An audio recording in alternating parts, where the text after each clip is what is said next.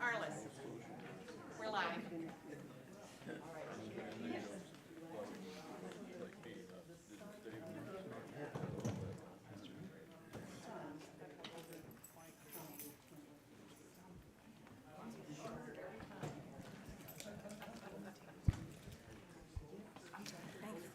Good evening to all of you. This is the Wachiska Audubon General Meeting, monthly general meeting and program. And I am Arliss Raitan. If you're fairly new, I am the recently retired staff person. But I got called back today. Mark is out of town, and we have just a few announcements, and then Linda wants to give an update on some of the things here in the church that'll affect people with hearing aids. So we want to be sure and get that in. But we want to just remind everybody that Wachiska is an independent chapter of the National Audubon Society. We have been here for 51 years in Lincoln, and we serve 17 counties in southeast Nebraska. You can follow us on our website and on Facebook. And before I give any more announcements and introduce the speaker, Linda would like to speak with you now. Hi, I'm Linda Brown. I'm a member of the Unitarian Church here, and I do the AV for Audubon.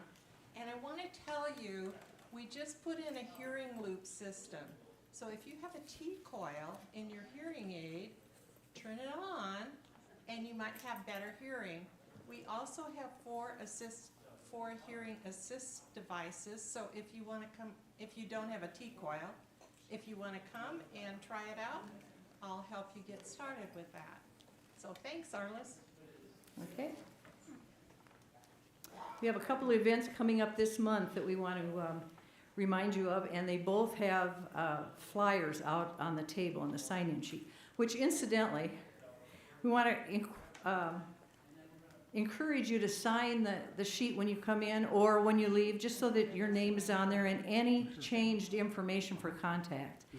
Whenever we get a newsletter back now, it costs 91 cents in order to and then sometimes we don't even get a new address. So it also helps when, at least when I was in the office, Mark will say, because he's fairly new, and he'll say, who was that person? Who was that man? He had a red shirt on. He was with a lady that had a...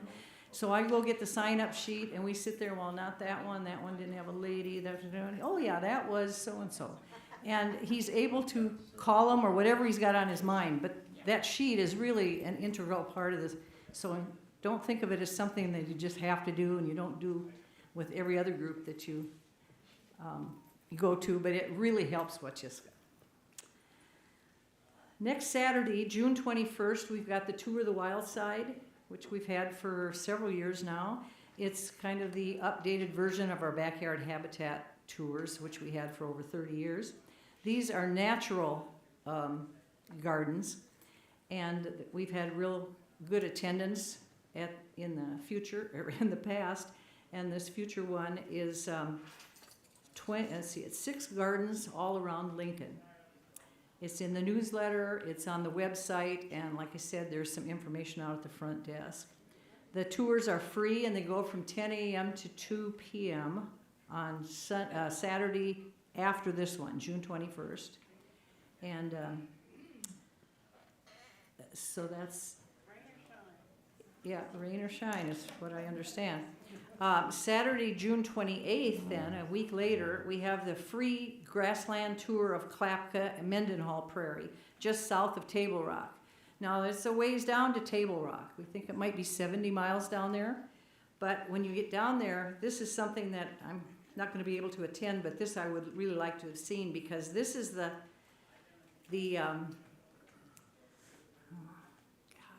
can't help but think way back then. This is the prairie and the farmstead that Wachiska was given many years ago. And it was really something the first time we went down there, and I haven't really been there too much since, and they're going to have free lunch.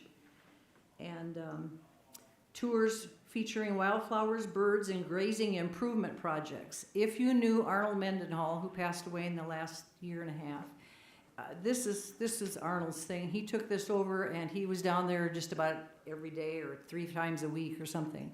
And they've really done a lot down there. So without my trying to remember what they've done, read about it or stop down there on the 28th. I know you'll have fun. And I sure wish I could be there to see the improvements and the changes that have taken place. We did real well with Birdathon and Give to Lincoln Day last month. Mark says that over $40,000 was raised. Wachiska was number 63 out of 502 organizations as far as ranking them in the order of the amount of money they got. So 63 out of 502. Huzzah! Not bad. Thanks to everyone who contributed to either one of these projects, and we hope that you can get out to Prairie Pines and see, because they've done a lot out there and they've got a lot going on that's coming up, and some of it hasn't been announced yet, but they really got some stuff in the works. I'm going to ask any of the board members tonight to stand and to be recognized. Roxanne and Ross. Oh my, there's more than I expected. Thank you. And then we'll take a few minutes just to see if there were any bird sightings, unusual or just bird sightings you wanted to talk about from the last month. And if you raise your hand, Bruce will come around with a microphone, because the people watching on YouTube do not hear what you say unless it goes through here. So just raise your hand and Bruce will give you the... Lightning bugs are out. Okay. Lana's got her monthly report.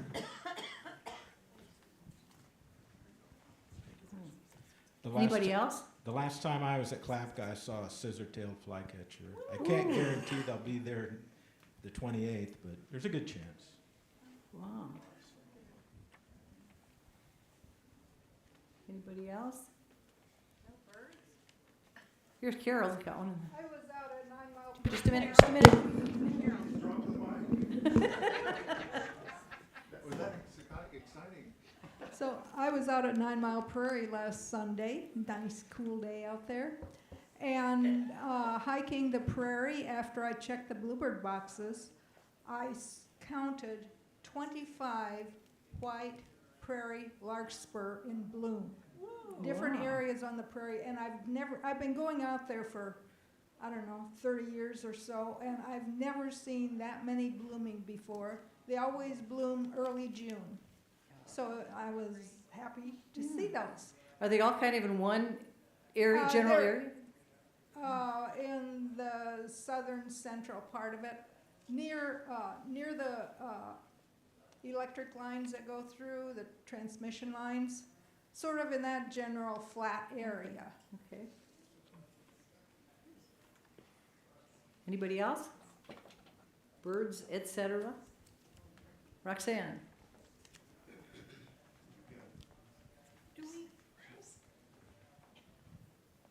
2 weekends ago, I saw pelicans on the Little Loop. Okay. And I've got an et cetera. On Saturday evening, the Green Sanctuary Committee from here at the church had an auction barbecue picnic out at Prairie Pines. It was the most pleasant place, and then Sue Colas took us on a hike of the Owl Trail, and we visited the prairie that's out there. It's 10 acres, and it looks to me like there are different forbs out there than several of the other prairies that I visit with Wachiska. So I invite you to go out to Prairie Pines. It was so pleasant. This wasn't planned, but I'm laughing that Linda said that with the picnic, because my next statement was going to be, are you interested in a picnic this summer? Now, I was thinking of the conventional indoor picnic that we have here with our potluck, but maybe we need to think of something out at Prairie Pines. Yeah. We could plan it tonight and tell Mark tomorrow. Anyway, if you have some ideas, get a hold of him or give me a call at home. Or We did did see a lot of pelicans out at Lake McConaughey. We were Okay. out there. Okay. Bay-breasted warbler. Todd? I was driving home from fishing on 10th Street going into Nebraska Parkway, and I saw a cluster of people around a tree in Van Dorn Park with telephoto lenses this long, all pointed up into the tree, and I knew, okay, these are Here you go. birders, and they see something, so I stopped, and it was the bay-breasted warbler. And they said there were others that finally they were coming through before the hot weather. What was the bird? Bay-breasted warbler. Okay. Yes. Unless I'm remembering incorrectly, they were all, these were the Sherry Schwartz types. They're the experts. Maybe I'm remembering incorrectly. No, that's right. Was she there? Was Sherry out there? Oh, yeah. We could find out from her. Yeah. Anybody else? Okay. This is a reminder that tonight's presentation and past presentations are available on YouTube. So now it's my pleasure to introduce our speaker tonight, someone I hadn't seen for several years, and since then he is retired and I have retired, and these two old people got together and talked for a few minutes before the meeting tonight. But Jim Locklear, you probably know that name from the Arboretum or Lauritsen Gardens or some other way through the university. He's our program speaker tonight. He's a member of Wachiska, has been for quite some time. He's a botanist and a horticulturist. He recently retired as Director of Conservation at Omaha's Lauritsen Gardens, and he previously was the director of the Dick Arboretum of the Plains in Heston, Kansas, and the Nebraska Statewide Arboretum in Lincoln. Jim will talk about his recently published book, In the Country of Kaw, where he brings to light the natural and cultural wonders found within the watershed of the Kaw, Kansas River. He will take questions at the end of the presentation. Jim? Great.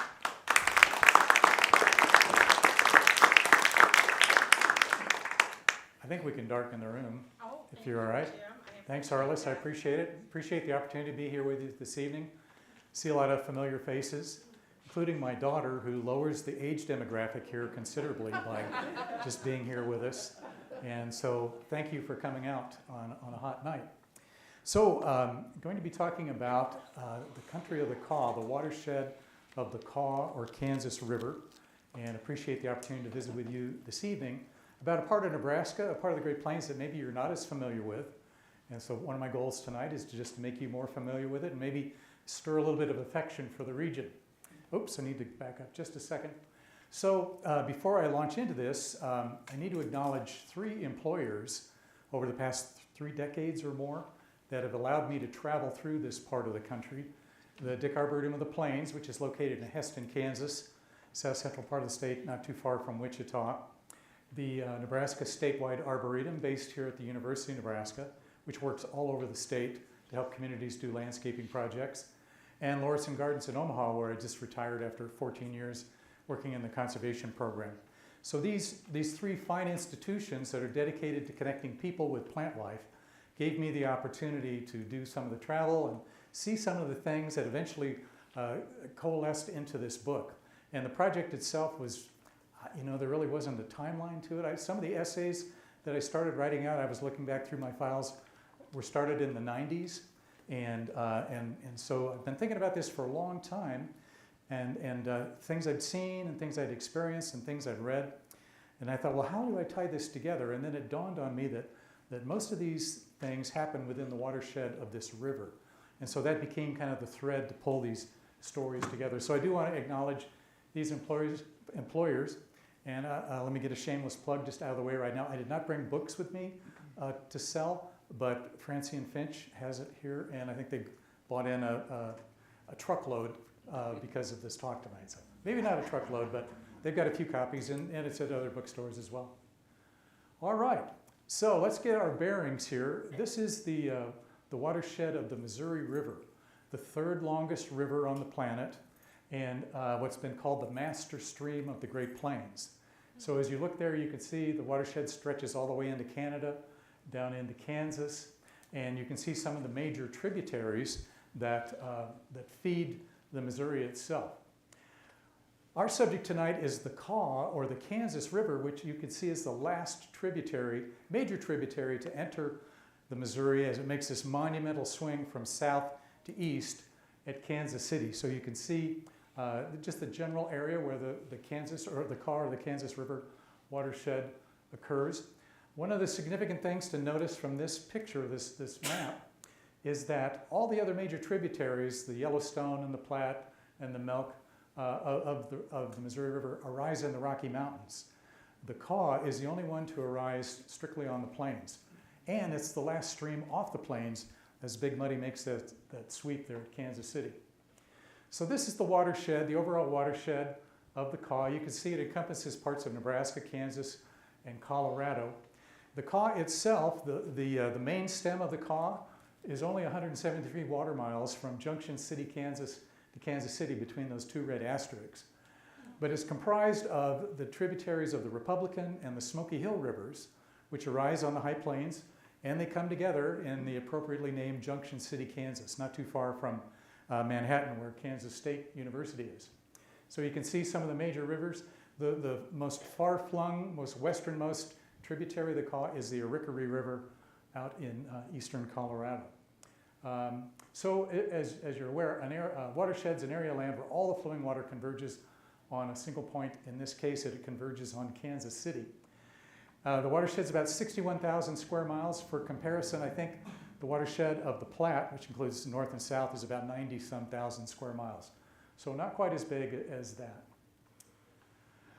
This map is a little hard to see, and I'm not sure if I got a pointer here or not. It's not real bright. Okay, well, I'm not real bright either, so we'll just try and work with this. But this shows the physiographic regions within the watershed, and those are regions that have a specific kind of geology, and therefore landforms, and therefore plant and animal life. And so on the far western side of the watershed, you see the high plains. That's where the Ogallala Formation underlies the surface, and that's pretty flat tableland. As you move eastward from the high plains, you encounter the Smoky Hills in the central part of Kansas. A little bit creeps up into Nebraska, a little bit along the Little Blue River. So you can see that, and then above Smoky Hills in eastern Nebraska is the Rainwater Basin, the Lusk Plains. We'll be talking about that in a bit. You keep going east through the watershed, and you encounter the Flint Hills. This magnificent area of Kansas with wonderful stands of tall grass prairie. And the Kaw drains about the northern third of the Flint Hills. And then as it heads on into Kansas City, it goes through a glaciated region and an area called the Osage Cuestas. So these are the basic regions, geological regions of the watershed. We'll finish with the maps here in just a bit if this is already putting you to sleep. But this is kind of the final wayfinding thing. And these are some of the major towns and cities that occur within the watershed, at least ones that I mentioned in the book. It's not everything, of course, but maybe you have lived in the watershed of the Kaw and didn't know it, or have traveled through it, certainly, so you can see some of those cities, towns, and villages. Now, I sometimes think about this area as Nebraska's quiet quarter. So if you look at the map, you know, it's below the Platte, it's below Interstate 80, it doesn't have the dramatic scenery of the Pine Ridge or Scotts Bluff or the Niobrara River Valley. And it's a part of the state that maybe a lot of folks you have to work to travel through it. And it's maybe not as familiar to most Nebraskans as some of those other iconic landscapes. So to my mind, it's kind of a quiet landscape. A lot of folks who live in Nebraska have no idea that we have a relationship with Kansas City through this watershed. Okay, enough of the maps for a while. So as I started working on the book and trying to pull these different ideas and thoughts and observations together, it sort of fell into a scaffolding, I guess, of four sentiments: affection, astonishment, sorrow, and hope. And that's going to form the structure of my talk here this evening. I'm going to start with affection, and this is what's my connection to this place? Why does it mean so much to me?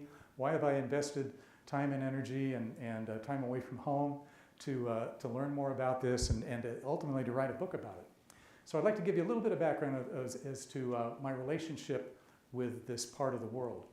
And these 2 points, Caw Point in Kansas City, Cedar Point out on the far western edge of the watershed, really form the bookends, so sort of the geologic, topographic bookends for the region.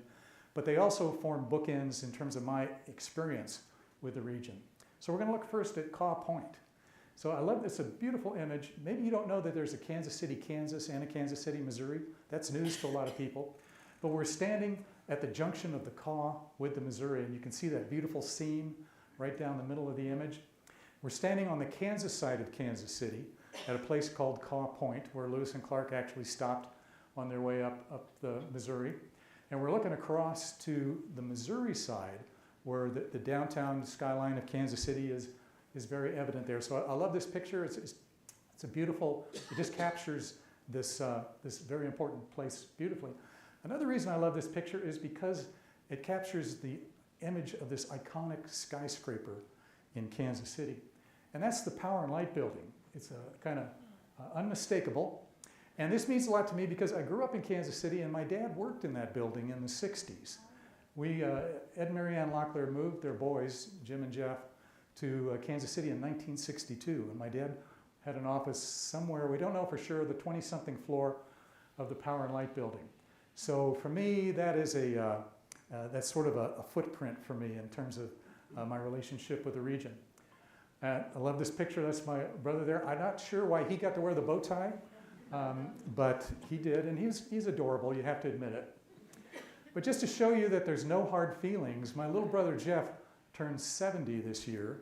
The Power and Light building is now an apartment complex. It's owned privately.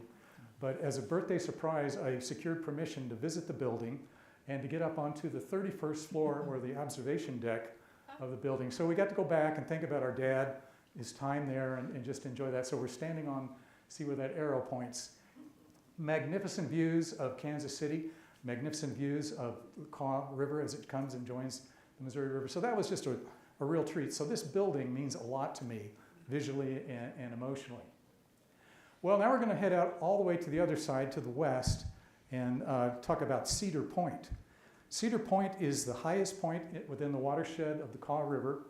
It's a mile closer to the stars than Caw Point. The elevation out there is about 6,000 feet, which is about the same as Colorado Springs. And this is where the high plain surface falls away into what's called the Colorado Piedmont that rolls all the way up to the foothills of the Rockies. So you can see on the upper right, you can see those windmills up there. That's the high plain surface, totally flat. And then the ground begins to tumble away down into the Piedmont, which is actually a lower elevation till you get to the foothills. So it's called Cedar Point because it is pointed. If you've driven on I-70 through Colorado past the town of Lyman, if you turn and look north, you'll see Cedar Point just kind of on the horizon. It's called Cedar Point because the trees that grow there are Rocky Mountain junipers and ponderosa pine. They grow in the protected sort of north-facing canyons here. So that's the other bookend of this region. And you might be wondering, well, what got me out into that area? And to be honest, it's plants. Horticulture and botany are what got me out to Cedar Point and other places in between. So working for the statewide Arboretum and also the Dick Arboretum of the Plains, one of our goals was to bring native plants from the prairies into cultivation to make them available for gardeners to use because they're beautiful, but also drought adapted and tolerant of our growing conditions. So two of them that we targeted were Fremont's Evening Primrose and Fremont's Clematis. Both of these plants we collected seed of and grew them, distributed them. We actually got them to Harlan Hammernick at Bluebird Nursery, and once Harlan had a hold of them, they went all over the country. And so that got me out into the central part of the region and into the Smoky Hills. These were collected in 1844 by John Charles Fremont as he was heading back to what is now Kansas City from an exploration all the way out to the Pacific coast. And did I just kill the slide program?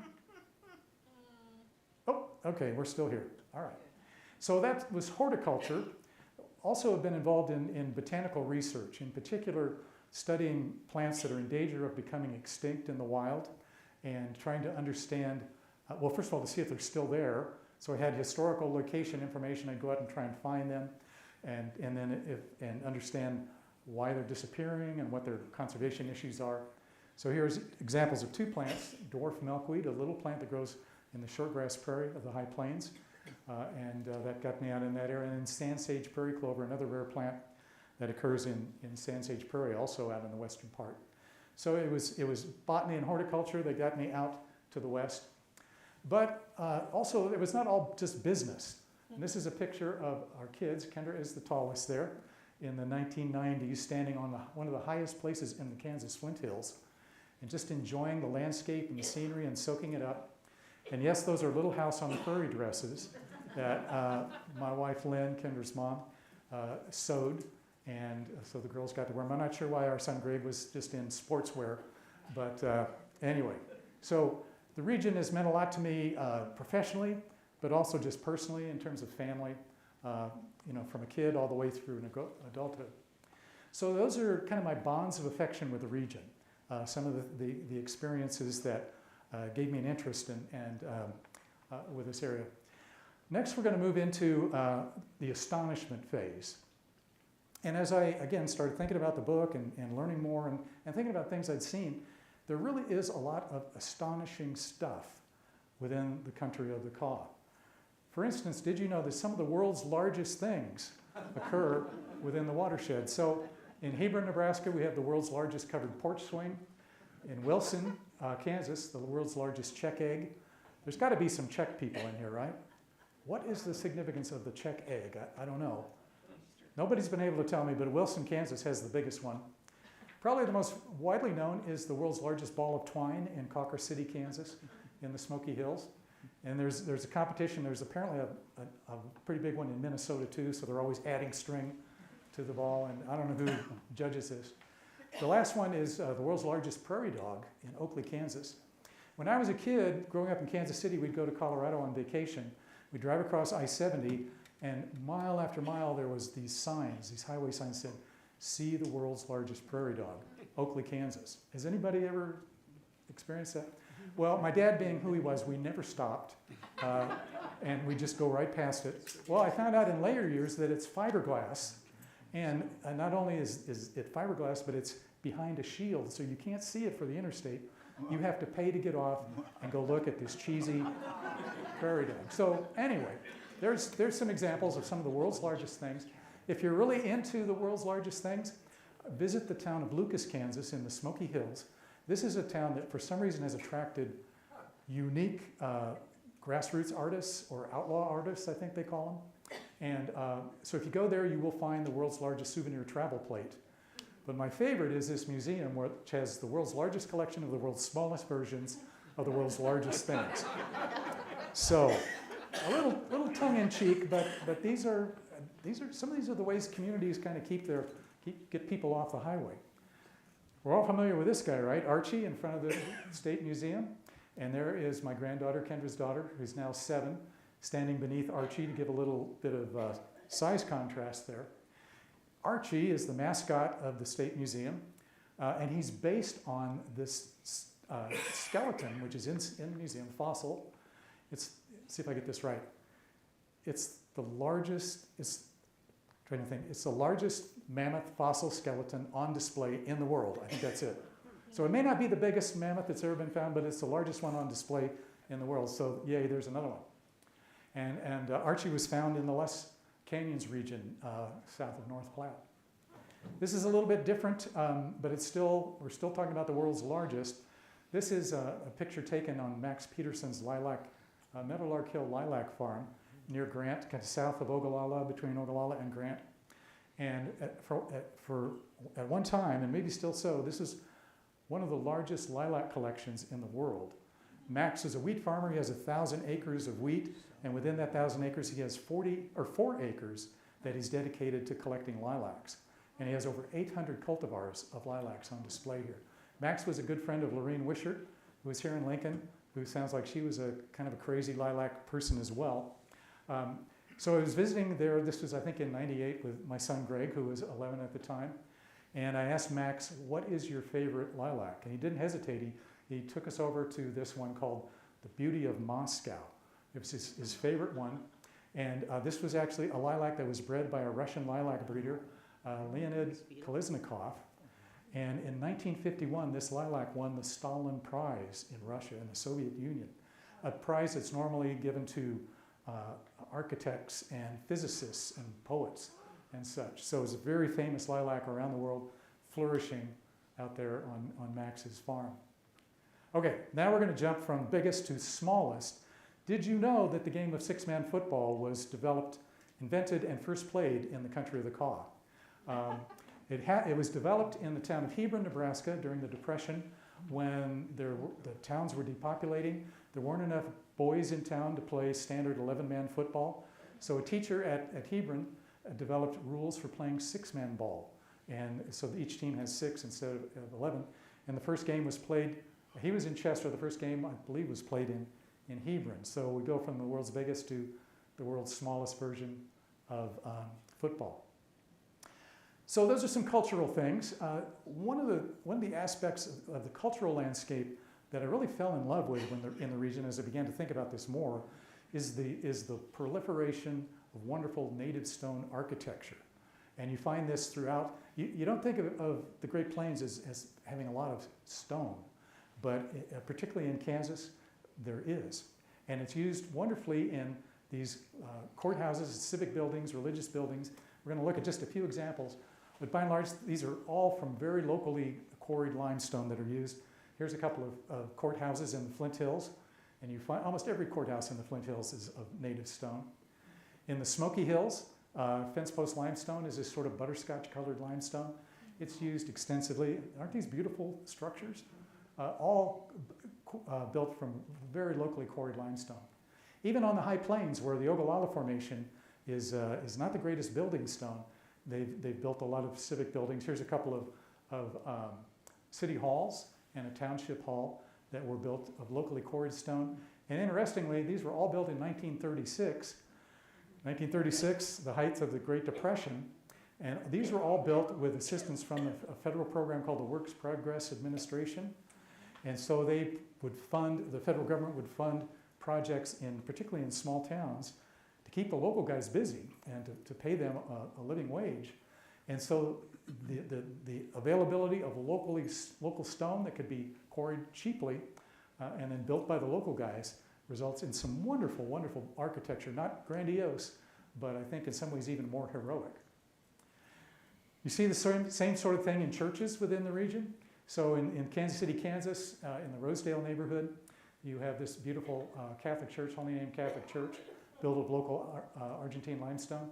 Then out on the southwest corner of Nebraska, not too far from Culbertson, Nebraska, you have the Stone Church. That's what it's called. And it's just out in the country by itself, built of Ogallala limestone, so from one end to the other.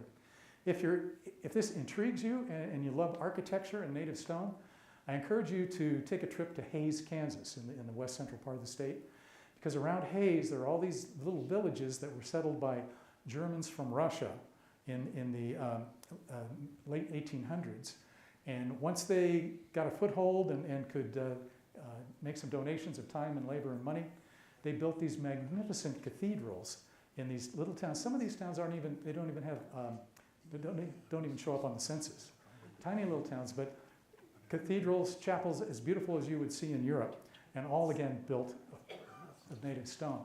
Now here in Nebraska, our native stone buildings are a little bit more prosaic. We don't have quite the distribution of geology that Kansas has, but we have the Philly Stone Barn. Have you ever seen this down near Beatrice? It's on the National Register of Historic Places. Great. It's a beautiful building with a great story behind it. Down in Steel City in the southeast corner, you have a blacksmith shop that's built of locally quarried Dakota sandstone. But my favorite native stone building in Nebraska is in Fairbury.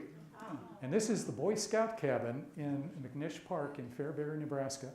And it was built of locally gathered glacial boulders, glacial erratics that kind of dot the countryside around Fairbury and that area. It was also reputedly built in the 1930s by workers from the WPA administration.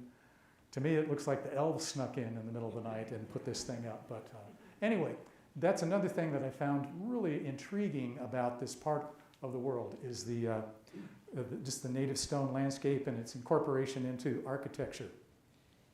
Well, we want to focus more a little bit on the environment of the region, and so we're going to switch gears just a bit here.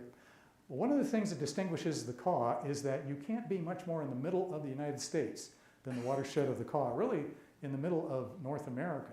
So that is a real distinguishing factor. Kansas City has long claimed this as a part of their branding strategy. They've done it since the 1920s and they do it still. But in fact, the real heart of America is out in the Smoky Hills in the central part of the watershed. So if you travel out to Lebanon, Kansas, and if you go 1 mile north and 1 mile west of Lebanon, you will encounter the U.S. Center Chapel. And this stands at the exact spot of the center of the U.S., of the contiguous 48 states, excluding Alaska and Hawaii. It's really the size of a backyard tool shed with a steeple on it. There are 8 pews inside, and there's a little podium, and they keep inspirational literature there. It's really a sweet spot. The door is always open. It's never locked. And this was a setting for a very poignant Super Bowl commercial, which maybe you remember from 2021, starring Bruce Springsteen, the great rocker. And it was actually meant to sell Jeep vehicles. But 2021, so you remember 2020? There were a few things going on in 2020. Sure. There was this thing called COVID. There was a very contentious presidential election and some terrible racial unrest. And so the theme of this commercial is that Bruce hopped in his Jeep and drove out to the U.S. Center Chapel and said, we need the middle. The country's rent apart by all these controversies. And so anyway, just a very, very poignant commercial set in the heart of our region here. You can still see it on YouTube, and I recommend you look it up. It's really, really beautiful. Not too far from where Bruce was hanging out is the cabin where the words to the song Home on the Range were written. I have had audiences sing this with me. I think for the sake of time, we won't do it. But I can see from the demographic, most of you know this song, right? Home, home on the range where the deer and the antelope play. It's the ultimate song of the prairie. And it was written in this little cabin in the Smoky Hills. And it's appropriate because really the Kaw is a river of the prairie. This map shows the major grasslands of North America. And you can see in the central part of the country, there's tall grass, mixed grass, short grass prairie. The Kaw covers all 3 of those. And so, more so than any other river, you get a taste of these major grassland communities within the watershed of the Kaw.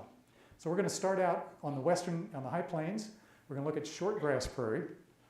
Short grass prairie is dominated by short grasses, blue grama and buffalo grass, which in a good year, a big year, might get a foot tall, usually less. That area gets anywhere from 12 to 16 inches of precipitation. So, this is, again, out at Cedar Point. You can see the high plains landscape. Mixed grass prairie is composed of grasses from the short grass prairie and the tall grass prairie. And so it has the short grasses, then it also has things like big blue stem and Indian grass that you would find in the tall grass prairie. And this picture was taken in the Smoky Hills in an area called Post Rock Country, where wood was so scarce during the settlement era that they actually quarried stone posts from the ground. And so it's not only a beautiful landscape, but it's a beautiful cultural landscape because you have these wonderful stretches of fence posts, limestone fence posts. And then finally, tall grass prairie. And this picture was taken at the Kanza Prairie, south of Manhattan, a research area owned jointly by Kansas State and the Nature Conservancy. This is where, again, big blue stem and Indian grass and switchgrass are the dominant grasses. One of the things that's wonderful about the country of the Kaw is not only are there samples of these plant communities, there are big samples. And so some of the best remaining stands of tall grass prairie in the country are in the Flint Hills, and there's a good dose of them in the country of the Kaw, as well as mixed grass and short grass prairie. Just going to flip through this quickly, but even as there are certain grasses that are characteristic of these prairies, so there are certain wildflowers. So we'll just flip through these. These are characteristic. First one was short grass. This is mixed grass, tall grass. And so that's a very quick lesson in prairie ecology.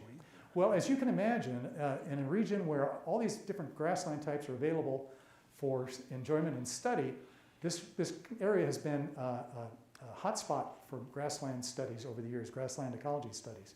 A lot done here by the University of Nebraska.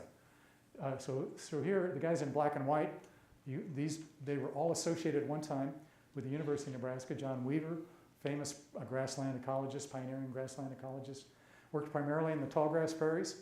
Homer Shantz with the USDA did some very important studies out in eastern Colorado, the shortgrass and sand sage. Fred Albertson, who was a student of John Weaver, studied mixed grass prairie. Dr. Kelly Kincher, who's still with us, that's why he's in color, is down at KU, and he's not a graduate of Nebraska, but he actually grew up near Guide Rock, Nebraska. Well, his family homesteaded near Guide Rock, near Red Cloud, so he's got Nebraska ties as well. He's a very prominent grassland ecologist today. So there's been a lot of science that's happened in the region, and that is something else that distinguishes it. But as much as I like science and have learned a lot from people like we just saw, what I also have found in this region is that there's some wonderful writing about the prairie by people who were not scientists at all, but who wrote about how the prairie made them feel and its impact on them. And of course, you're familiar with Willa Cather. So in 1883, we were very fortunate that this 10-year-old girl moved with her family from the Shenandoah Valley of Virginia to Red Cloud and started looking around and at the people and the landscape. She wrote 2 books that are classics of American literature, O Pioneers and My Antonia. And even though they're set in the fictional towns of Hanover and Black Hawk, they're based on her experiences growing up in Red Cloud. So you see Red Cloud circled on the map there, kind of right in the heart of our watershed. The National Willa Cather Center is in Red Cloud, and some wonderful historic buildings there as well. Now, as someone who studies grasslands, I've read lots of scientific papers and lots of maybe more literary things about the grasslands. And almost without exception, if there's an introduction, they always quote Willa Cather. But Willa Cather wrote about a very specific kind of grassland. And I've seen her primarily quoted in articles about tallgrass prairie, and I've even seen her quoted in an article about Florida grasslands. But in fact, her writings are based on the prairie there at Red Cloud, which was mixed grass prairie dominated by little bluestem.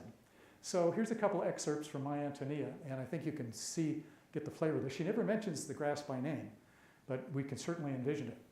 I felt motion in the landscape in the fresh, easy-blowing wind and in the earth itself as if the shaggy grass were sort of loose hide, and underneath it herds of buffalo were galloping.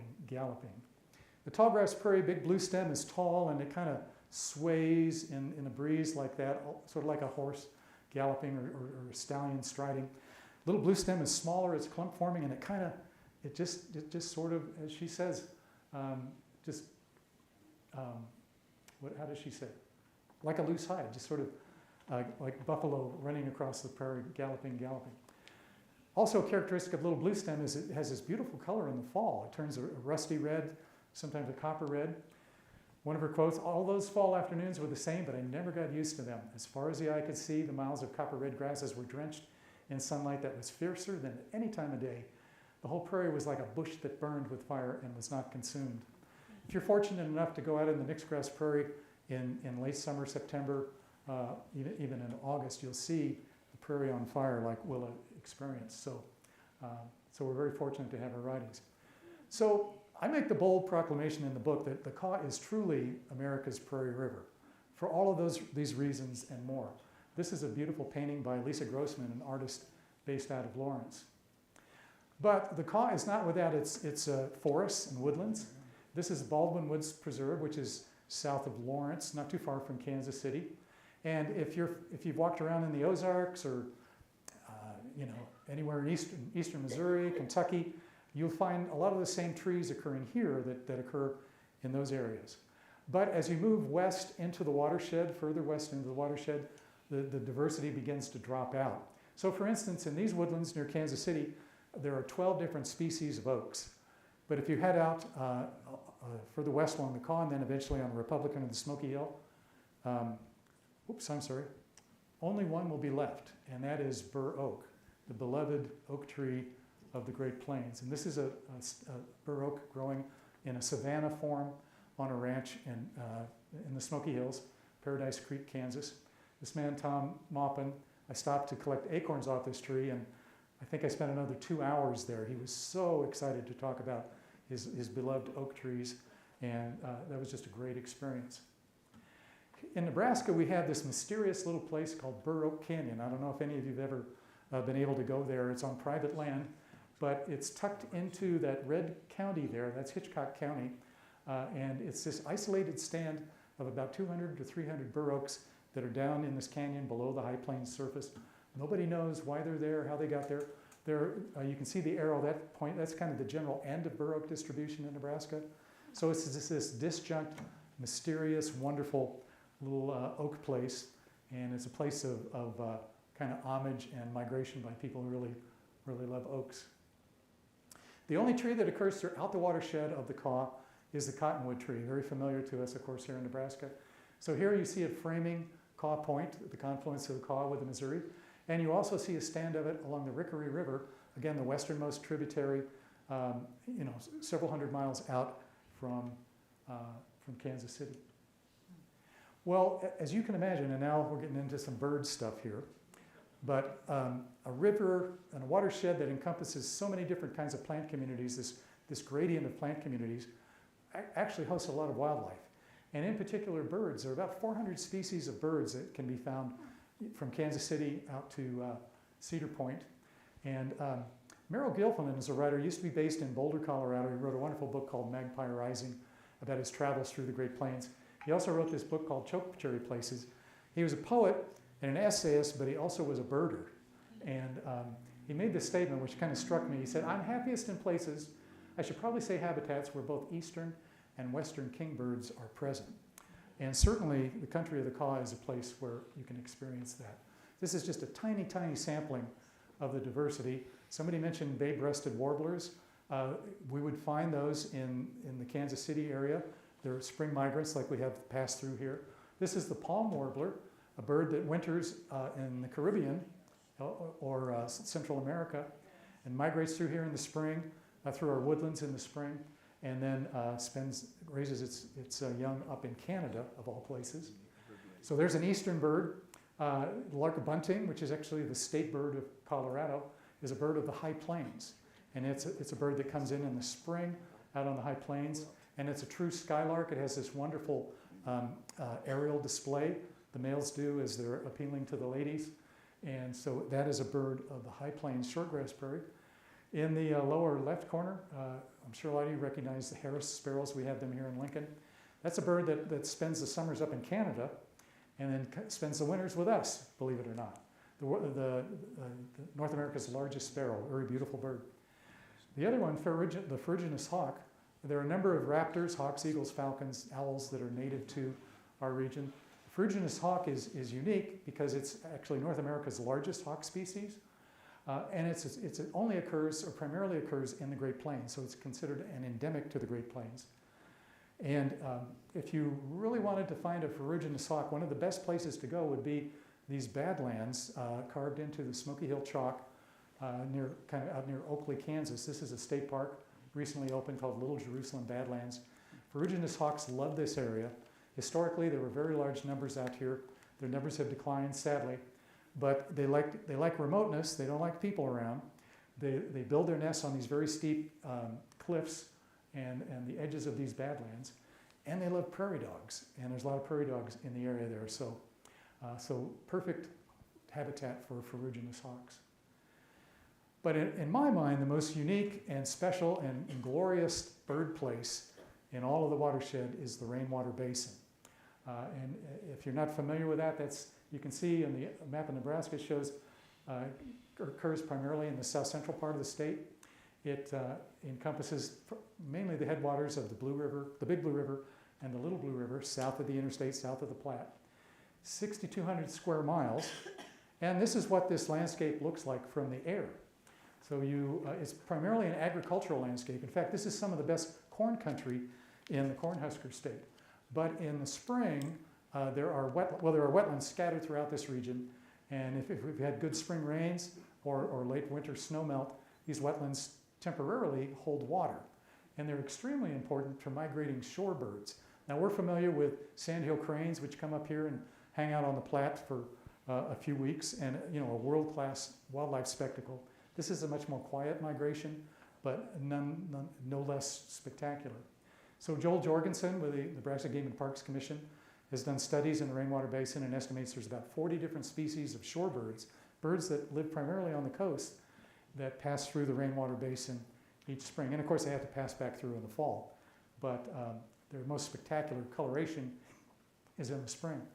So you have shorebirds, then you have seabirds. Franklin's gulls come through this area in big numbers, particularly in late April and May. And this is a picture that Joel took, and if you think you see a little pinkish tinge on the breasts of these birds, that's from a diet of Chilean seafood.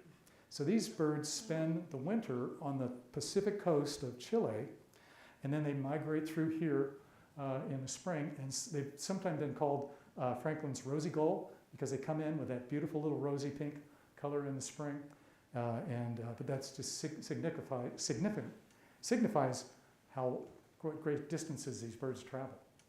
There are some that travel unbelievable distances.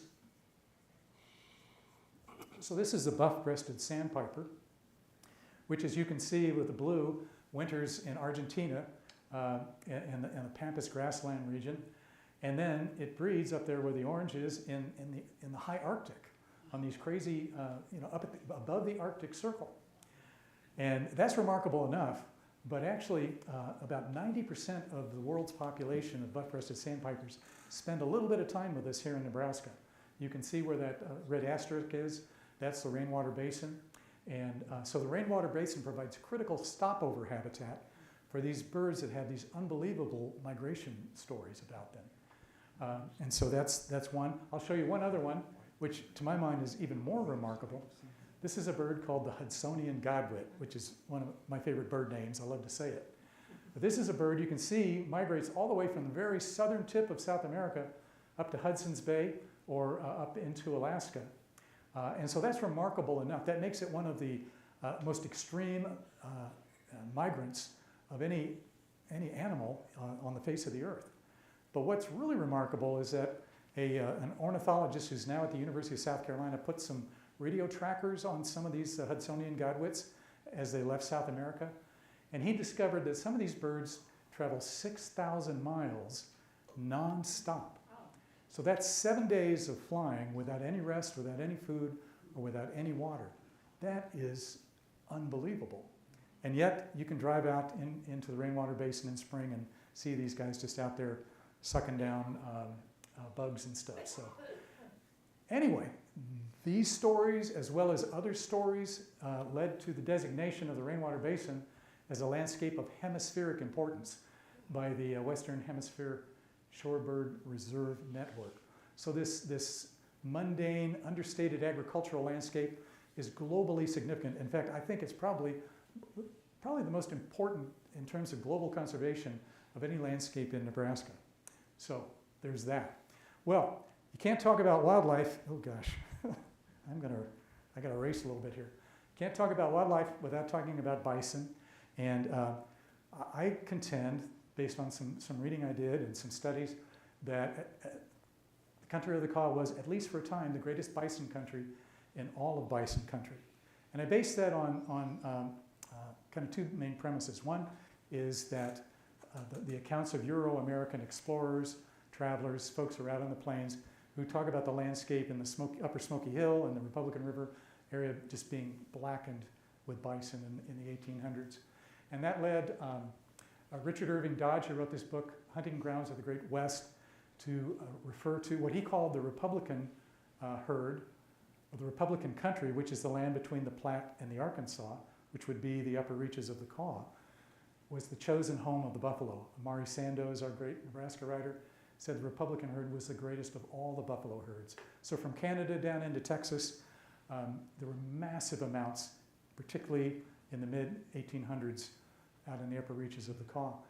And in some ways, I think you could look at the landscape and maybe understand that a little bit. So you see this map, topographic map of Nebraska, and you can see the Platte, that sort of placid, gentle valley going through. And then in the southwest corner of the state, you see this deeply incised terrain. That's the Republican River and its tributaries. And as an explorer who was looking at the Platte and the Republican, trying to determine which would be the best wagon road, settled on the Platte. He said the Platte has but few creeks flowing into it, while the Republic has an almost innumerable number. And so it's very diverse, even though we think of it as the plains, there are lots of diversity to the landscape. So you had springs in these canyons, you had tall grass prairie in the canyons, you had short grass prairie on top, you had trees growing in these valleys, so it was a very, very rich environment prior to settlement. But the other reason that I think we can reach this conclusion is that the lifeways of almost 20 different indigenous tribes were intimately intertwined with the country of the Kaw. Here's a list of them. If you were to do a land acknowledgement for our region, you would need to name each of these tribes and others that came and went. But it was particularly important in the history and the lifeways of the Kansa, in the eastern part, the Pawnee, the Lakota, and the Cheyenne. And in our area, the Pawnee were intimately intertwined with the Republican River country. In fact, the name Republican River is not a political name. It actually was a name given by French fur traders to the Republican because there was this sort of breakout band of Pawnee folks that had set up a village on this river away from the main villages up on the Platte and the Loup. So it was called the Fork of the Republicans. The Lakota called it the Pawnee River. We should tell you something. The Pawnee called it the Manure River, and that maybe is a genteel name for what they called it, but that they named it because of the enormous amounts of bison that came to the river and polluted it by their manure. So that tells you something. The Pawnee Trail, twice a year, Pawnee villages in the Loup and Platte area would migrate down to the Republican River or beyond the Smoky Hill on their annual bison hunts. And so they did that twice a year. They'd leave their earthline villages. They'd follow what was called the Pawnee Trail. It left the Platte kind of near Grand Island and would head south. And they crossed the Republican at a place called the Guide Rock, which is a sacred site to the Pawnee, and the town of Guide Rock derives its name from it. I love this quote. There was a missionary that traveled on one of these trips, and he was just describing what he saw, and he said this was much the largest company of horses, mules, asses, men, women, children, and dogs I had ever seen. A couple thousand people on the trail leaving Nebraska, heading down to hunt. All right, we're going to move into the sorrow section here. I hate to do this to you, but as astonishing as this region was and is, it's the setting for some very sad, in some ways catastrophic environmental things. That's not a strong enough word, but I think you'll get the idea. So of course, talking about bison, the unbelievable destruction of the bison herds of the Great Plains. Millions upon millions of animals were destroyed in a very short period of time by market hunters, primarily after the hide. And Dan Flores, who wrote this book called American Serengeti, called it the largest wholesale destruction of animal life discoverable in modern history. And this happened in our watershed. This is a guy, James Mead, who was one of these buffalo hunters, and he focused his work in the Smoky Hills. And one day he and his little band of hunters were traveling between the Smoky Hill River and the Saline River, and they came up on a rise, and before them they saw this landscape covered with bison, the valleys full of elk and antelope, beaver in the river, otters in the river. He said, this is God's great garden. And he turned, at least his memoir says, he turned to his guys and said, boys, we have got into paradise at last. But it was a short-lived paradise. They set up a hunting camp in what is now along the Paradise River, which is named for this sentiment, and they began hunting bison. And then they discovered that there was kind of a side hustle to the bison trade. So wolves, enormous numbers of wolves, followed the bison throughout the plains. And they would feed on, of course, sick or wounded or whatever bison.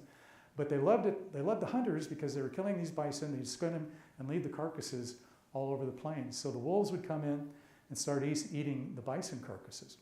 So some genius, it dawned on them that we could poison those carcasses, poison the wolves, and then harvest the wolf pelts. And that happened at a time that wolf fur was becoming very popular in Europe, very fashionable. So here's the process, and it's horrific. So they would shoot down a couple of bison, leave them on the ground, a day or two, till the wolves found them and started gnawing away at them. And then they would come and lace those carcasses with strychnine. And the wolves would come and eat that meat and get poisoned with the strychnine, and pretty soon you had dead wolves all over the place.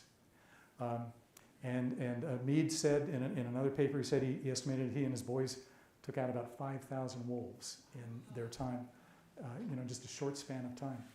But that's not the end of it. So you got dead bison, you have dead wolves, they're skinned. Ravens, enormous flocks of ravens would follow the bison through the plains. And they'd find these dead wolves, they would feed on the wolves, they would be poisoned. And so you have this statement, kind of just nonchalant statement in his book. After the wolves were skinned, we would allow the carcasses to lie where they were, and the ravens, eating their stomachs and intestines, would also eat the partially digested bait. This would kill them, and the prairie about the carcasses would soon be dotted with the glassy, shining bodies of defunct ravens, with an occasional bald eagle among them. So imagine the landscape he saw. He first experienced God's great garden, and by the time he was done with it, it really was a hellscape. Yeah. So that's just one example of the environmental damage that has been done to this region over the years. Now, the bison weren't extinguished. They thankfully have survived, and they're rebounding in all kinds of ways. But humanity did manage to extinguish some species, in particular the Eskimo curlew. Like the other birds we looked at, like the Hudsonian godwit, this is a bird that wintered in the very southern part of South America and traveled all the way up to the Arctic, hence the name Eskimo, where they would breed. And they passed through the rainwater basin in enormous numbers. They were big, kind of tame, and they would gather, somebody said they'd cover 30 acres of ground when they would all land. And market hunters from Omaha wanted to take advantage of this, so they'd drive their wagons out, this is in the 1800s, and shoot wagon loads of these birds and then haul them back to Omaha to sell, I guess, in butcher shops or whatever. This bird is now extinct. And it was slaughtered wherever it occurred, in the Chesapeake Bay and throughout. But Myron Swink, a professor at the University of Nebraska, ornithologist, wrote this paper in 1950, The Eskimo Curlew and Its Disappearance. And he goes, in this deadly work, the people of Nebraska, to our lasting discredit, played a conspicuous and all too effective part. So nuts. Rainwater Basin attracted these birds and became a slaughtering yard for them. This is the earliest picture of the caw, image of the caw that I've come across. It's at the Walters Art Museum in Baltimore. It's called Crossing the Kansas. This was composed by Alfred Jacob Miller, who was a famous artist depicting the Rocky Mountain fur trade in the 1800s in the Green River area of Wyoming, the Mountain Man era. And he painted this based on an expedition he took in 1837 that launched from Kansas City. Historians think this is probably a view near Lawrence. It was a crossing, so they're floating their rafts and their equipment across the river. Beautiful scene, pristine, idyllic. Not too far downstream from Lawrence is Kansas City. And you can see this is the Kansas City metro area where the caw joins the Missouri River. And you can see the West Bottoms area designated, one of the key bottomland areas in Kansas City. So think about that image from the 1850s, and then think about this image here. So this is 1899, standing on the Missouri side of the caw, looking down into the West Bottoms area.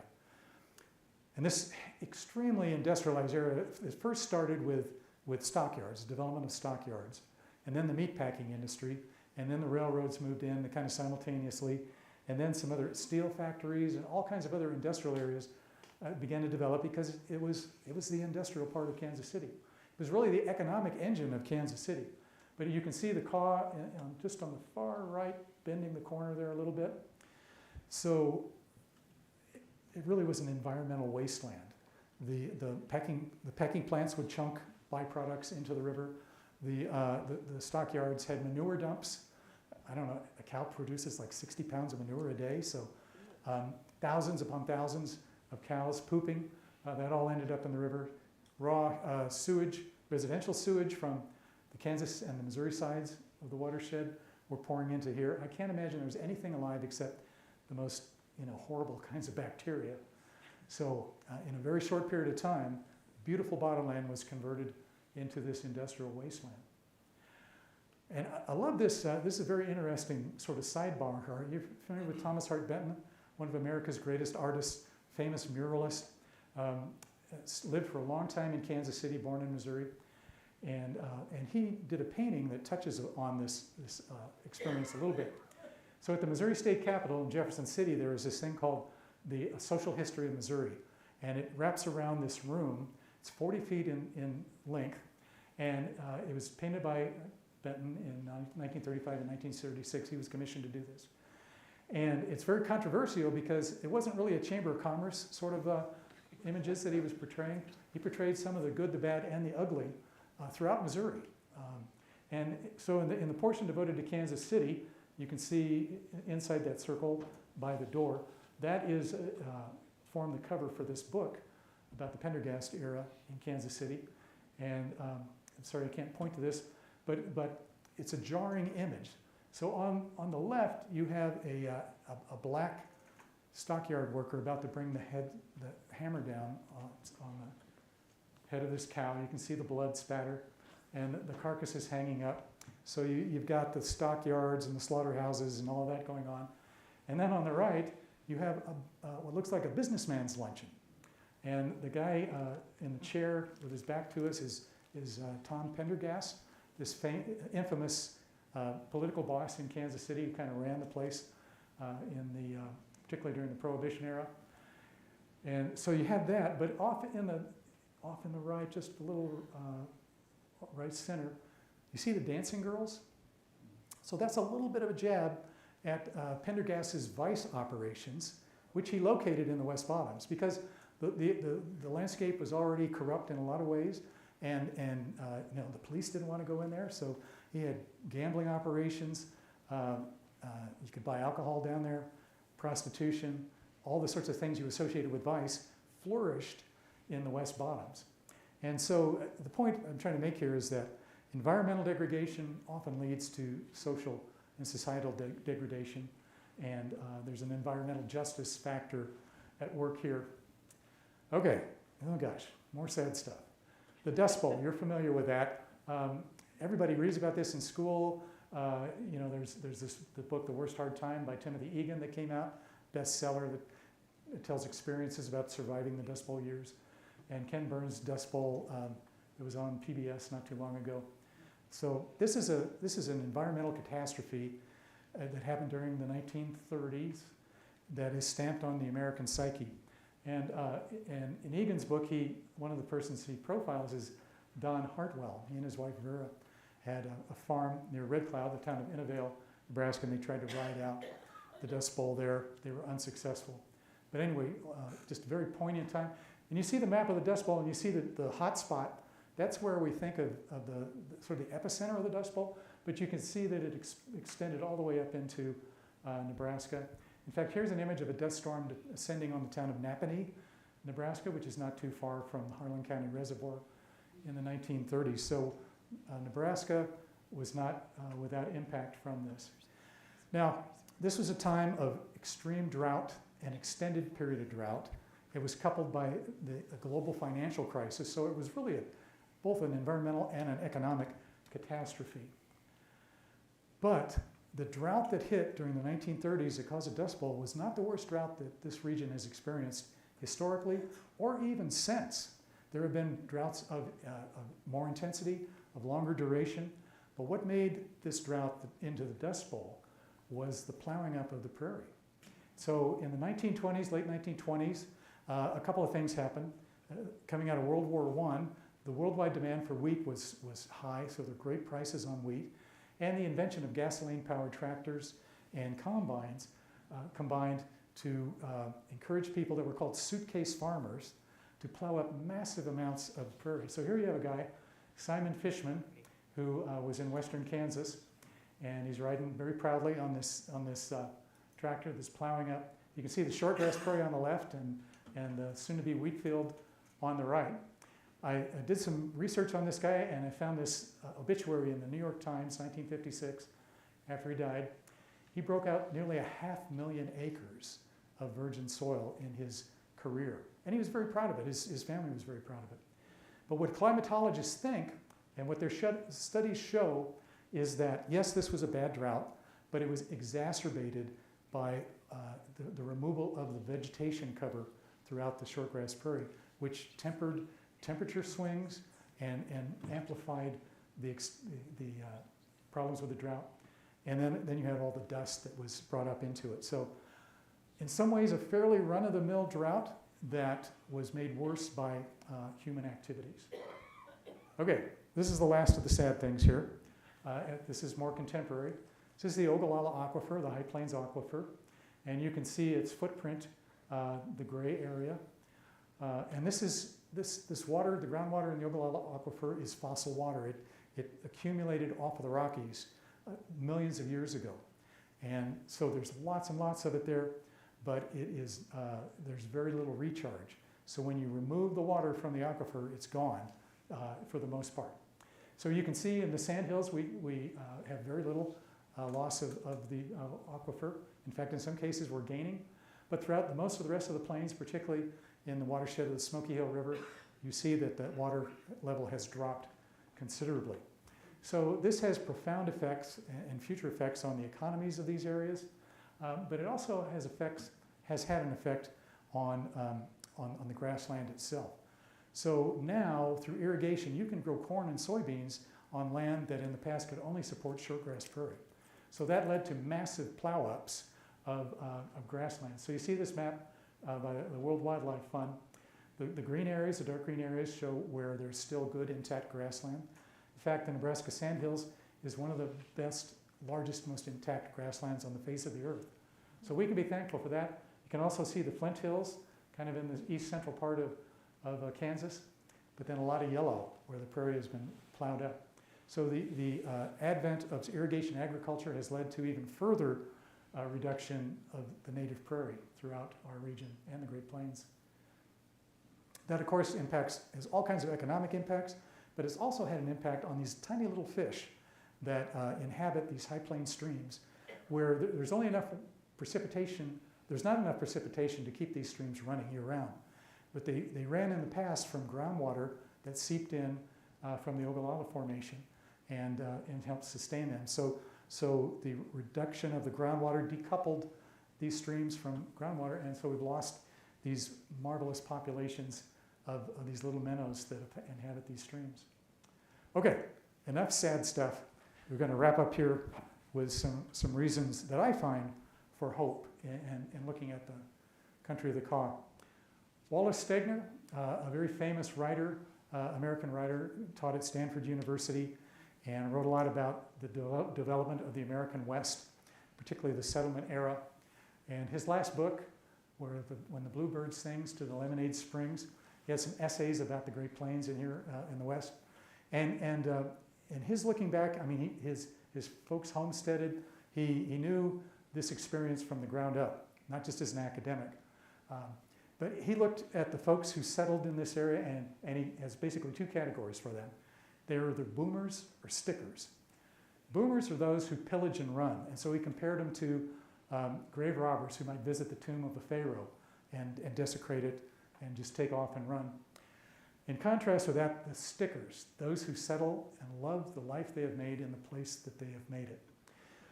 So the sorrows that we just experienced came at the hand of boomers, people who really didn't put down roots, they didn't care about the land necessarily, they got what they could and then they took off. The last chapter of the book, I interview 3 stickers, and there's far more than just these 3, but 3 people representing the 3 different states in the watershed and tell the stories of their work, their organizations, and what they're doing to bring restoration and renewal and protection to these natural landscapes. So Don Buehler with the Friends of the Kaw, based in Lawrence, they're doing fabulous work in protecting the main stem of the Kaw from pollution, from dredging, and trying to get people more in touch with the river again. Nathan and Laura Andrews that are on the Fox Ranch Preserve out on the Arickaree River, a young family that are managing this pristine landscape by grazing Hereford cattle on it. And that's a whole nother story. And then people that are probably familiar to you, Bill and Jan Whitney, Prairie Plains Resource Institute, and their work in Nebraska. So this picture surfaced recently, and I've known the Whitneys since the 90s, but I just saw this picture recently. And it reminds me of the cover of one of my 1970s rock albums, Seals and Croft or somebody. But I love this picture because it speaks to kind of their hearts. These, you know, they were hippies. They're children of the 70s. They loved the environment. They wanted to do good things. And for a lot of different reasons, Bill grew up in Aurora, a town of 4,500 within the watershed of the Kaw. He wanted to, his family and friends told him, you know, get out of Nebraska, go to the mountains or someplace interesting. But because of his father's health, he returned to Aurora, and he and Jan started this organization in 1980 that has become the Prairie Plains Resource Institute. On a shoestring, they both had other jobs trying to get this organization going. And they recently retired, but in the years since, Prairie Plains Resource has restored over 15,000 acres of tallgrass prairie in 60 Nebraska counties. That's 23 square miles. They've developed the science of prairie restoration, collecting seed from native stands and restoring the prairie and managing the prairie. And I just think theirs is a remarkable story. And affirmation of the Whitneys' work comes through work that's done by Chris Helzer with the Nature Conservancy, and I'm sure a lot of you are familiar with him. He lives in Aurora as well, and Chris did a study of a restored prairie on Lincoln Creek, which is a tributary of the Big Blue River, which is a tributary of the Kaw. And you can see in the lower right-hand corner, that little dot, that's a 1 square meter patch of prairie that was restored on basically a borrow pit land that the Whitneys began restoring in 1980. Chris made a study in 2018. He wanted to see what lives in that square meter. And at the end of that year, he identified 113 different species, plants, animals, and fungi, most of them bugs, and a lot of them he had to have experts identify for him. That's a remarkable amount of biodiversity that has sprung up in this restored prairie. Well, in the last year, he returned and did even more studies of this area, and he's since found over 300 species in an area that's, you know, a square yard of prairie. So it takes some very careful looking and some very diligent looking. Chris has a book published, The Hidden Prairie, based on his 2018 studies. It has a wonderful photographs of it. So affirmation of the art and science of prairie restoration that the Whitneys helped get going. All right, whoops. One last slide real quickly here. I've been talking about the restoration and renewal of natural communities. What I've seen also is that there's a tremendous amount of this happening in our human communities throughout the Great Plains. And certainly there are towns that are dying in the Great Plains. There are some that are just barely hanging on, but people are fighting to keep them going. And the best example of that I know of is out in the town of Hagler, in the very southwest corner of Nebraska, very close to the Colorado-Kansas line, and through Lenita and Stan Carlock. And I'd read about these folks. I went out and visited them one time, and they are human dynamos. They were both born and raised and fell in love in Hagler, high school sweethearts, got married, moved to Omaha, both had very good professional jobs, made a lot of money, traveled around the world, collected art.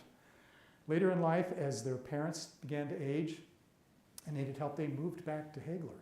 But they brought with them fundraising skills and organizational skills and are fighting hard for Hagler's survival. And so they've opened a museum, a tourist wayside area, a grocery store, a thrift shop, an art gallery, all in this tiny little town and they even have the Tumbleweed Festival there each year, which is kind of crazy. Ken remembers driving through this area at Thanksgiving and going to Colorado and get bombarded by tumbleweeds. So there definitely are tumbleweeds out in this area. So anyway, that is an example of a small-scale grassroots, heartfelt effort to save their towns. Not a lot different from what people are doing with natural landscapes. The other end of the scale is this crazy project, the Rock Island Bridge. So this is a bridge. It's located about a mile upstream from Kaw Point, and it's a defunct railroad bridge that used to service all the industries down in the West Bottoms. And a guy, an architect, got this crazy idea of, why don't we repurpose this into a destination landmark bridge? And so I've never been to New York. I haven't seen the High Line, but it's kind of on that order. It's going to have restaurants, gardens, coffee shops, bars, of course, and it's going to be a community gathering place. So they're taking this old bridge and reconverting it and bringing it back to life, and in the process bringing folks back down into the West Bottoms. Now that project is $15 million, so that's at another scale here, and it's still underway. But an example of some of the things that are happening, and there's tons of examples throughout the watershed that are very heartwarming. Okay, so we've looked at, we've considered my connections to the place, things that we can find astonishing, things that are sorrowful that have happened within the watershed, and things that can give us hope. As I was working on this book, and the publisher is the University Press of Kansas, I got it near completion, and they sent out the draft to reviewers to look through, which I appreciated. And I knew a couple of the reviewers very well, and one of them, who I respect greatly, said, "I just think this book is too optimistic." And I understand where he's coming from a little bit, but I do find great hope in the work that's happening in this region that's really unknown to most Americans and maybe unknown to a lot of folks who live in these states. But so I'd like to close with this quote from Wendell Berry. Wendell Berry was a student of Wallace Stegner at Stanford, and he's renowned for his writing about, he's a native Kentuckian, and is writing about this fictitious village in eastern Kentucky. I can't think of the name of it right now, Port William, something like that. Anyway, great stories. He's also one of America's most profound writers about conservation and environmental stewardship. And he wrote this book. It's not his latest book, but I found it really interesting, and it's really out of character for him. Life is a Miracle, an essay against modern superstition. And as I read this book, he seemed ticked off.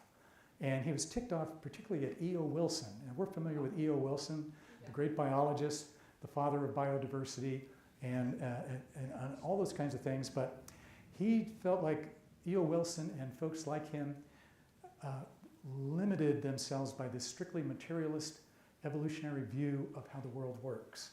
And that's not the way Wendell sees it or saw it.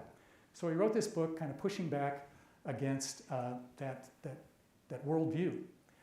And I love this quote, and you can see here's a picture of the Rainwater Basin. Again, the most mundane, understated landscape in Nebraska maybe, but one of global significance.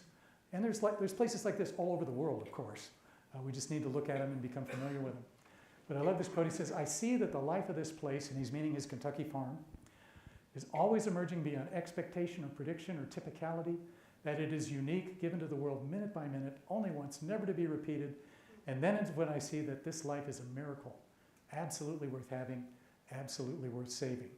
So that's been kind of the thing that sunk into me the most as I've worked on this project, is here's a part of the face of the earth that is absolutely worth knowing, absolutely worth saving, and absolutely worth having. So thanks for your time this evening, and if you have any questions or experiences within the region, happy to hear those.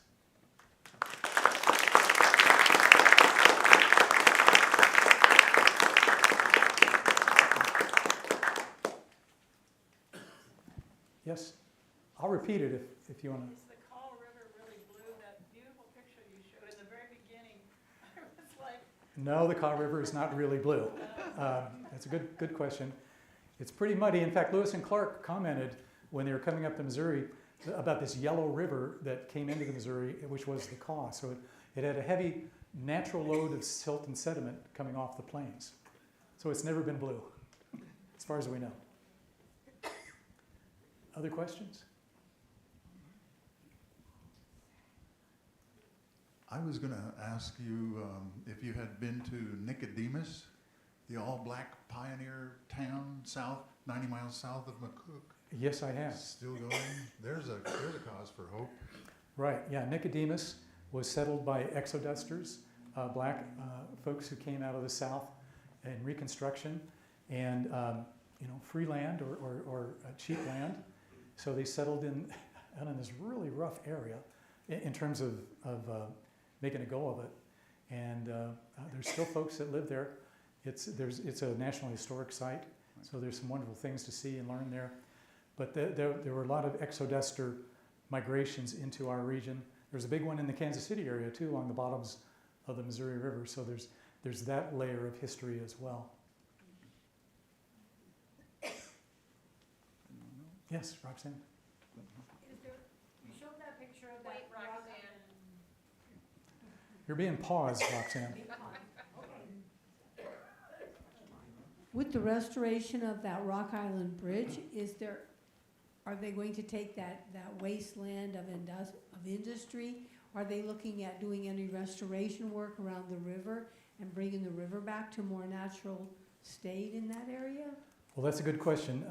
In some ways, the Kaw has done that itself. There was this massive flood in 1951 that, and by that time, the stockyards and the meatpacking plants were already kind of fading. And that 1951 flood just decimated what was left of those industries and basically kind of scoured the landscape.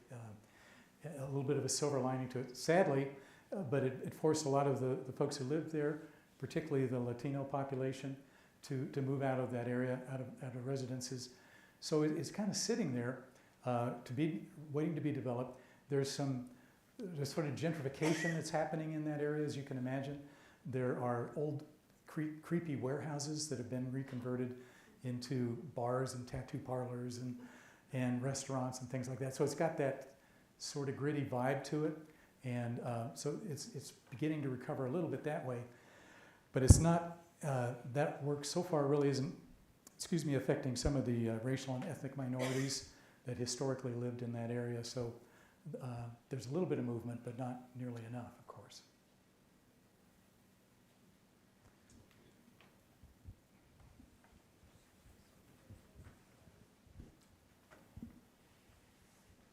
The one park you talked about was Little Jerusalem? Yes. How did it get that name, do you know? Well, all of the eroded rock formations reminded somebody of Jerusalem, and the temples and the ancient architecture there. So it really is kind of a staggering place to visit, just physically or visibly.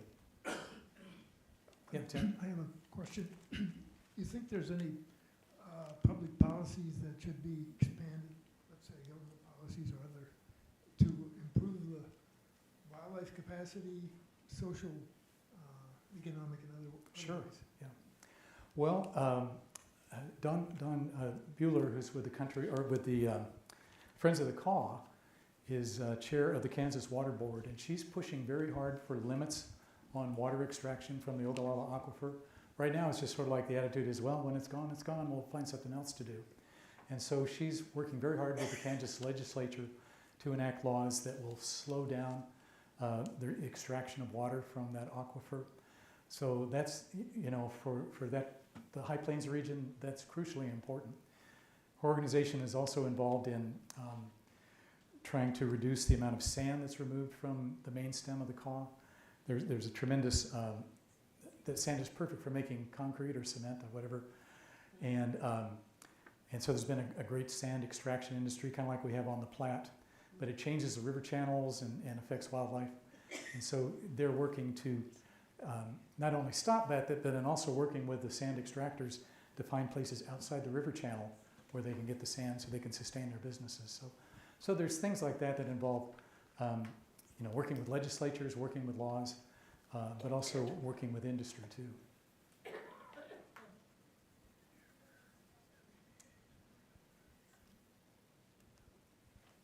Anyone else? Yes, Kim?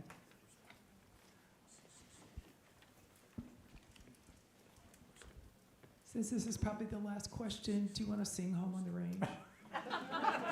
Well, let's do the chorus. I mean, seriously, Will you I was kick us very off? moved by that. at Well, Lord's. okay. Well, No, you start. no. Okay, who's got a good voice here? Who knows the song? All right, here we go. Oh, give me a home where the buffalo roam and the deer and the antelope play. This is by memory now. Where never is heard a discouraging word and the skies are not cloudy all day. We're not taping this, right? Home, home on the range, where the deer and the antelope play, where seldom is heard a discouraging word, and the skies are not cloudy all day. I saw some of you just doing this. Well, now I'm thoroughly soaked, so But thank you for your time this evening.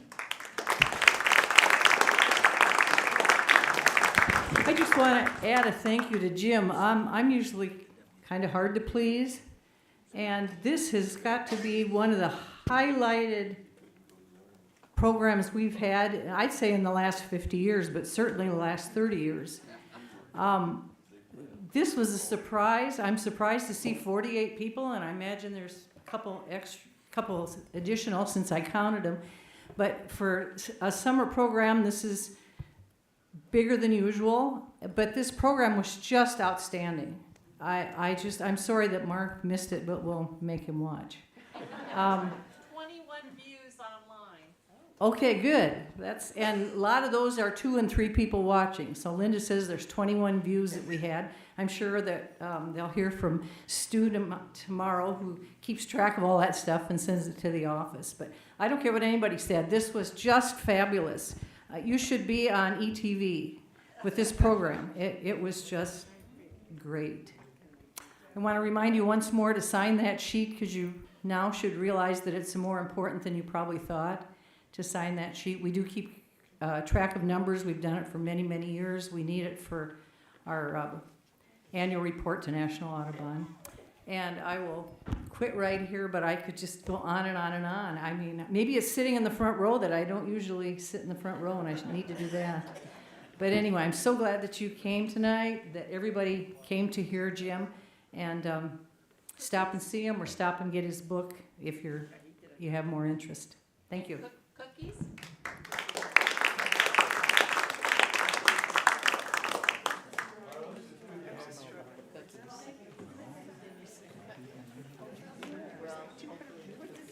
Everybody knew it, and I was like,